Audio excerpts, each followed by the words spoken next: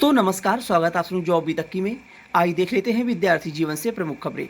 उत्तर प्रदेश में ईसीसीई 10,684 पदों पे एडुकेटर यानी प्री प्राइमरी शिक्षक भर्ती का विज्ञापन। सोशल मीडिया पे इतने अफवाहें उड़ रही हैं ईसीसीई एडुकेटर विज्ञापन को लेके कि चाहे यूट्यूब चैनल की बात करें या टेलीग्राम चैनल की बात करें, आवेदन फर्जी है, रजिस्ट्रेशन नहीं हो रहा है। इन सब को लेके जितने भी डाउट आपके हैं वह सब आज क्लियर कर दिया जाएगा। जनपद वाइज कितने कितने पद हैं और किस जनपद में कितने कॉलेज हैं उसको लेके भी नोटिस जारी कर दी गई है। संपूर्ण जानकारी आज आपको देखने को मिलेगी, पूरी सच्चाइयाँ सामने आएंगी खुल के। और पिछले वीडियो में आप लोगों का जितना भी क्वेश्चन था उन सभी प्रश्नों का जवाब दिया जाएगा, तो वीडियो को पूरा वॉच करिएगा। और जो लोग भी चैनल पर नए हों चैनल को सब्सक्राइब कर लीजिए। ईसीसी भर्ती विज्ञापन 10,684 पदों की बातें। पहली बात तो ये है कि जो जनपद लिस्ट की बात की जा रही थी, पहले उसको लेके बात कर लेते हैं। कितने कितने कॉलेज हैं एक एक जनपदों में अगर बात करें तो आगरा में 154 कॉलेज हैं और साथ में अलीगढ़ में 104 कॉलेज हैं, अंबेडकर नगर में 235 कॉलेज हैं, अमेठी में 169 हैं, आजमगढ़ में 298 हैं। यानी अगर इस तरह से अगर गिना जाएगा तो काफ़ी लंबी वीडियो हो जाएगी। ये मान लीजिए कि उत्तर प्रदेश के जो 75 जनपद हैं उन जनपदों में अच्छे खासे कॉलेज हैं जिन पदों की संख्या आपको देखने को मिली है 10,684। फिर यहाँ अगर देखा जाए यानी कि पूरे कॉलेज का विवरण दिया गया है। प्रयागराज में 279 हो गए, प्रतापगढ़ में 227 हो गए, मुजफ्फरनगर में 93 हो गए और मुरादाबाद में 89 हो गए, मिर्ज़ापुर में 257 कॉलेज हो गए। इस तरह से कॉलेज की जो है कॉलेज की संख्या दी गई है कि एक जनपद में कितने कॉलेज हैं। इस तरह से देखा जाए कि लर्निंग कॉर्नर स्कूल लिस्ट हो गई 24-25 की, तो आगरा में काफ़ी कॉलेज हैं, कॉलेज का नाम भी दिया गया है। ठीक है, इस तरह से आपको बताने में काफ़ी टाइम लग जाएगा और इससे कोई विशेष मतलब भी नहीं है। तो आप लोगों को कुछ चीज़ें क्लियर कर दें कि अभी ईसीसी एडुकेटर भर्ती विज्ञापन में किसी भी जनपद का आवेदन नहीं शुरू हुआ है। अगर आवेदन शुरू होगा तो सभी 75 जनपद जो हैं उन सभी जनपदों का आवेदन शुरू होगा, ना कि केवल एक दो जनपद का आवेदन शुरू होगा आज और कल अलग अलग जनपद का आवेदन शुरू होगा। ऐसा कुछ भी नहीं है। जिस दिन भी आवेदन शुरू होगा उस दिन उत्तर प्रदेश के 75 जनपद हैं उन सभी जनपदों का आवेदन शुरू होगा। जो 10,684 पद का विज्ञापन ही जारी किया गया है। डिस्ट्रिक्ट वाइज में कितने पद खाली हैं? आगरा में नंबर ऑफ एडुकेटर जो है 146 और पीएमसी 15 है, यानी टोटल 161 पद खाली हैं आगरा में। आगरा डिस्ट्रिक्ट की बात की जा रही है। उसके बाद अलीगढ़ में नंबर ऑफ एडुकेटर 147 हैं, खाली पद है और पीएमश्री से 12 पद खाली हैं। जो पीएमश्री विद्यालय है उससे 12 पद खाली हैं, यानी 159 पोस्ट जो है वह अलीगढ़ की है। इलाहाबाद में टोटल पदों की संख्या 287 है, अंबेडकर नगर में 141 पद हैं और अमेठी में 137 पद हैं और औरैया में 100 पद हैं। आजमगढ़ में 325 पदों की संख्या है। उसके बाद बागपत में 64 पदों की संख्या है, बहराइच में 173 पदों की संख्या है। इस तरह से पदों की संख्या दी गई है। यह आप लोगों को टेलीग्राम चैनल पे यह जो नोटिस है ये डाल दी जाएगी, वहाँ से आप लोग अपने अपने डिस्ट्रिक्ट में देख लीजिए कितने पद खाली हैं।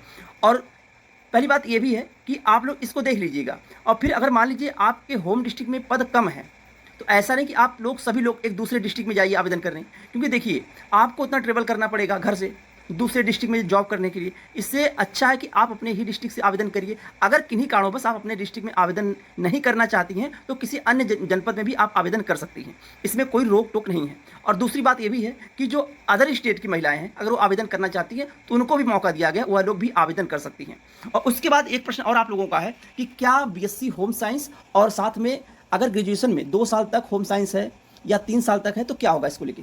देखिए पहली बात तो ये है कि ग्रेजुएशन अपियरिंग नहीं मांगा गया है। अगर आपका ग्रेजुएशन फाइनल ईयर का रिजल्ट जारी कर दिया गया है, आपकी मार्कशीट नहीं आई है लेकिन आपके पास कार्बन कॉपी है, यानी कि जो नेट की मार्कशीट होती है वह आपके पास है, तब भी आप लोग आवेदन कर सकते हैं। ये तो क्लियर हो गया। दूसरी बात यह है कि बीएससी होम साइंस को लेकर अभी कुछ क्लियर नहीं किया गया है। जिस दिन से आवेदन लिया जाएगा उसी दिन क्लियर किया जाएगा कि क्या वह आवेदन कर सकती है या नहीं कर सकती हैं। लेकिन जो होम साइंस की बात है यानी जिनका गृह विज्ञान है, अगर वो सेकेंड ईयर में ली हैं और फाइनल ईयर यानी कि फर्स्ट ईयर, सेकेंड ईयर और फाइनल ईयर में अगर केवल 2 साल तक ही गृह विज्ञान है तब भी वो आवेदन कर सकती हैं, और अगर 3 साल गृह विज्ञान तब भी वो आवेदन कर सकती हैं। इसका कारण क्या है कि उत्तर प्रदेश में सब्जेक्ट कम्बिनेशन 2 साल तक भी मान्य होता है और 3 साल तक भी मान्य होता है। यहाँ पे ये नहीं कि आपको 3 साल लेके चलना होगा। अब बात आ गई कि हमारे जनपद में पद कम है तो हम दूसरे जनपद से आवेदन कर दें। देखिए इसमें उतने आवेदन होंगे नहीं। इसका कारण क्या है कि यहाँ पे स्पेशल क्वालिफिकेशन मांग लिया गया है कि गृह विज्ञान होना चाहिए और केवल महिलाएं ही आवेदन कर सकती हैं, पुरुष आवेदन नहीं कर सकते। तो इसलिए ज़्यादा आवेदन होंगे नहीं और कट ऑफ भी ज़्यादा जाएगी नहीं। और आप लोगों का एक प्रश्न और आ रहा था कि जाति निवास आयोग लेके, ठीक है, तो आप अगर मान लीजिए आपका वो डेट एक्सपायर हो चुकी है तो बनवा लीजिए, क्योंकि आवेदन के समय में ज़्यादा टाइम मिलेगा नहीं आवेदन करने के लिए। इसलिए बनवा लीजिए। और ईडब्ल्यूएस की बात करें तो यहाँ पे भी कोटा मिलेगा, ईडब्ल्यूएस वालों को भी छूट मिलेगी। ईडब्ल्यूएस हो या ओबीसी के अलग छूट मिलती है, यानी सभी भर्तियों में मिलती है, तो ईडब्ल्यूएस का भी यहाँ पे कोटा मिलेगा। ऐसा नहीं कि केवल ओबीसी को मिलेगा, एससी एसटी को मिलेगा, ईडब्ल्यूएस को भी मिलेगा। इसका भी ईडब्ल्यूएस सर्टिफिकेट की वैलिडिटी समाप्त हो गई है, वह रिन्यूअल करवा ले, क्योंकि आवेदन के समय में उतना टाइम नहीं मिलेगा, तो फिर रिन्यूअल होने में टाइम लग जाता है।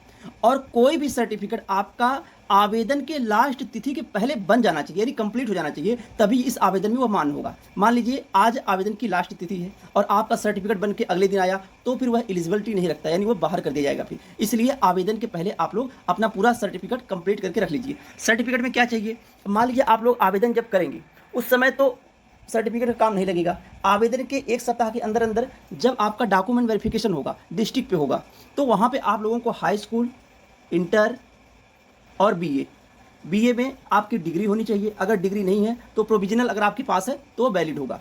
हाई स्कूल के मार्कशीट सर्टिफिकेट हो गया, इंटर का मार्कशीट सर्टिफिकेट हो गया। अब डीजी मैम का आदेश भी जारी हो गया है। उत्तर प्रदेश के जो 75 जनपद हैं उनको पदों का ब्यौरा हो गया। उसके बाद कौन सी कंपनी टेंडर लेगी इस भर्ती को कंप्लीट कराने में, और आगे की प्रक्रियाएं क्या होगी, वह सब अब जिले वाइज यानी जनपद वाइज भेज दिया गया है। अब ज़्यादा समय नहीं लगेगा। सच्चाई यही है कि बहुत जल्द आप लोगों का आवेदन शुरू हो जाएगा।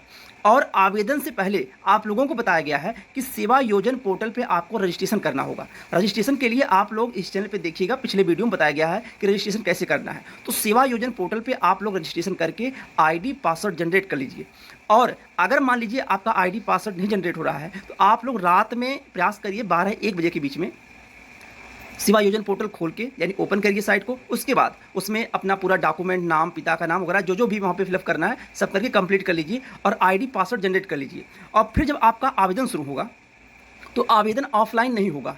जैसे कि सेवा योजन पोर्टल पे जब आपको रजिस्ट्रेशन आईडी और पासवर्ड मिल जाएगा, फिर उसी सेवा योजन पोर्टल पे जब इस भर्ती विज्ञापन का आवेदन शुरू होगा उसी आईडी पासवर्ड से आप लोगों को आवेदन भी करना होगा। यानी कि आप लोगों को ऑफलाइन आवेदन नहीं करना है, आवेदन आपको सेवा योजन पोर्टल पर ऑनलाइन ही करना है। और जो लोग ये बता रहे हैं कि आवेदन ऑफलाइन होगा, ये सरासर गलत है। कारण क्या है कि आप लोग रजिस्ट्रेशन जब कर लेंगी सेवा योजन पोर्टल पे, या फिर देखिए आप रात में करिए या एकदम सुबह में करिए, 4-5 बजे के बीच में करिए, और फ़ोन से रजिस्ट्रेशन नहीं हो पाएगा।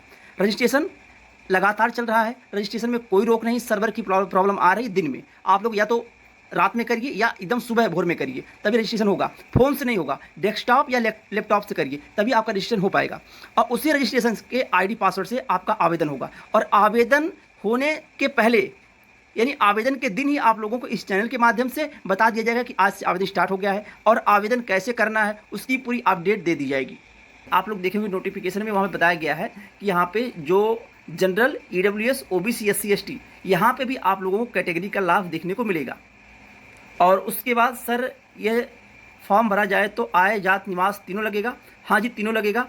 आवेदन में नहीं लगेगा, लेकिन ये कि जब आप लोग डॉक्यूमेंट वेरिफिकेशन कराने जाएंगी तो वहाँ पे मांग होगा कि आप अपना आय, जात और निवास हो गया, यानी जो भी डॉक्यूमेंट्स हैं, ईडब्ल्यूएस का सर्टिफिकेट हो गया, हाई स्कूल, इंटर हो गया, और ग्रेजुएशन की आपके पास डिग्री होनी चाहिए। अगर डिग्री किन्हीं कारणों नहीं है तो आपके पास प्रोविजनल होना चाहिए। और उसके बाद सर प्लीज़ बताइए मेरिट में आवेदन कब से होगा। देखिए आवेदन जब होगा तो 75 जनपद का एक साथ आवेदन होगा, एक ही दिन से आवेदन होगा, और एक ही साथ में कट ऑफ भी जारी की जाएगी डिस्ट्रिक्ट वाइज। तो अभी आवेदन किसी का नहीं स्टार्ट हुआ है, जब स्टार्ट हो जाएगा तो आप लोगों को चैनल के माध्यम से बता दिया जाएगा। जो लोग भी चैनल पे नए हो चैनल सब्सक्राइब कर ले ताकि आगे की भी अपडेट मिलती रहे। और आप लोगों को जो कट ऑफ बताई जाएगी डिस्ट्रिक्ट वाइज, वही कट ऑफ देखने को भी मिलेगी। अगला जो आपका क्वेश्चन है कि होम साइंस का होना जरूरी है सर। हाँ जी, होम साइंस का होना जरूरी है, क्योंकि बिना होम साइंस के आप आवेदन नहीं कर सकती हैं। सर अंबेडकर नगर डिस्ट्रिक्ट तो बता, बट पिन कोड नहीं है, मेरे ब्लॉक का क्या करूँ।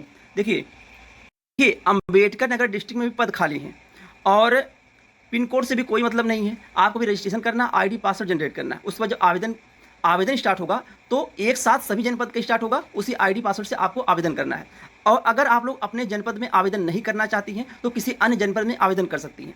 और दूसरी बात यह है केवल एक ही जनपद से आवेदन करना है। ऐसा नहीं कि अंबेडकर नगर से भी कर दीजिए आवेदन और आजमगढ़ से भी कर दीजिए, साथ में लखनऊ से भी कर दीजिए, ऐसा नहीं है। आपको आवेदन केवल एक ही जनपद से करना है, 2 जनपद से नहीं करना है। आप उत्तर प्रदेश के 75 जनपद में से किसी एक जनपद में आपको आवेदन करना है।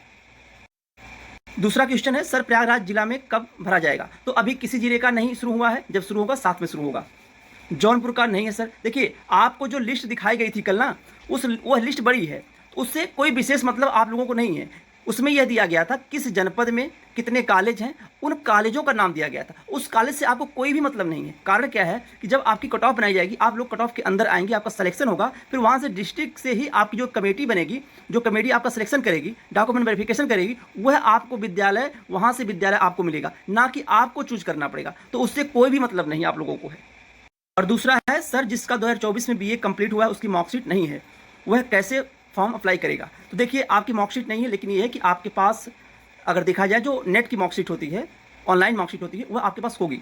उसके माध्यम से आप आवेदन कर सकती हैं और जब तक रिजल्ट आएगा तो आपकी मार्कशीट भी आ जाएगी। यानी जब तक इस भर्ती विज्ञापन का डॉक्यूमेंट वेरिफिकेशन होगा तब तक मार्कशीट आ जाएगी। अगर नहीं भी आती है तो भी आप लोग वहाँ एफिडेविट लगा सकती हैं, क्योंकि आपका रिजल्ट तो जारी हो चुका है और आप लोग पास भी हो चुकी हैं, इसलिए आवेदन कर सकती हैं। और उसके बाद 226 मेरिट अम्बेडकर नगर क्या मेरा हो सकता है? देखिए, कट ऑफ सबसे कम रहेगी हर डिस्ट्रिक्ट की, क्योंकि यहाँ ज़्यादा आवेदन नहीं होगा होम साइंस की वजह से। तो अभी यह कह पाना कि कितनी कट ऑफ जाएगी यह सही नहीं है। आवेदन होने के बाद आप लोगों को बताया जाएगा किस डिस्ट्रिक्ट में कितने आवेदन हुए हैं, उसी के सापेक्ष आपको कट ऑफ बताई जाएगी। उसी के 1-2 नंबर आगे पीछे कट ऑफ रहेगी भी, जो बताया जाएगा वही कट ऑफ आपको फाइनल देखने को भी मिलेगी। अगला आपका है, सर भदोही की कब आएगी? अभी किसी भी जनपद का आवेदन नहीं शुरू हुआ है और सभी जनपदों के जो कितने पद खाली हैं वो आपको बता दिया गया, कितने कॉलेज हैं वो भी आपको बता दिया गया है। सर बॉयज़ भर सकते हैं क्या? जी नहीं, बॉयज़ इस भर्ती में नहीं आवेदन कर सकते, केवल महिलाओं के लिए इस भर्ती में आवेदन करने का मौका है। अब बाकी आप लोगों को सब वही प्रश्न है जो बताया गया है। और बाकी आय जात निवास यह बता दिया गया कि आप लोग बनवा लीजिए, क्योंकि आवेदन के समय में बिना आय जात निवास के आवेदन तो आप कर लेंगे मान लीजिए, लेकिन डॉक्यूमेंट वेरिफिकेशन में आपके साथ फिर ये होगा कि आपका ये सर्टिफिकेट बन नहीं पाएगा, समय लगेगा, तो फिर वहाँ पे आप लोगों को ज़्यादा परेशानी झेलनी पड़ सकती है। उम्मीद करते हैं कि आप लोग जो भी प्रश्न थे उसका जवाब दे दिया गया है। सोशल मीडिया पे जो ये अफवाह उड़ा रहे हैं कि भर्ती फर्जी है, यहाँ पे बिना रजिस्ट्रेशन के, बिना आईडी पासवर्ड के आप आवेदन कर सकते हैं, ये सब अफवाहें। इन अफवाहों में ना आइए। सोशल मीडिया पे तमाम अफवाहें उड़ती रहती हैं। आपको इस चैनल के माध्यम से जो भी जानकारी मिलेगी, सही सटीक जानकारी मिलेगी। इसलिए अगर आप चैनल पर नए हो, चैनल सब्सक्राइब कर लीजिए और टेलीग्राम चैनल से भी आप लोग जुड़ जाइएगा, ताकि संपूर्ण जानकारी PDF के साथ वहाँ पर भी शेयर की जा सके और आप लोगों तक सही सटीक जानकारी पहुँच सके। बाकी कोई और अगर आप लोगों को डाउट्स होगा तो आप लोग कमेंट कर लीजिएगा, आपको जवाब दे दिया जाएगा। आज के लिए बस इतना ही। बहुत बहुत धन्यवाद। जय हिंद।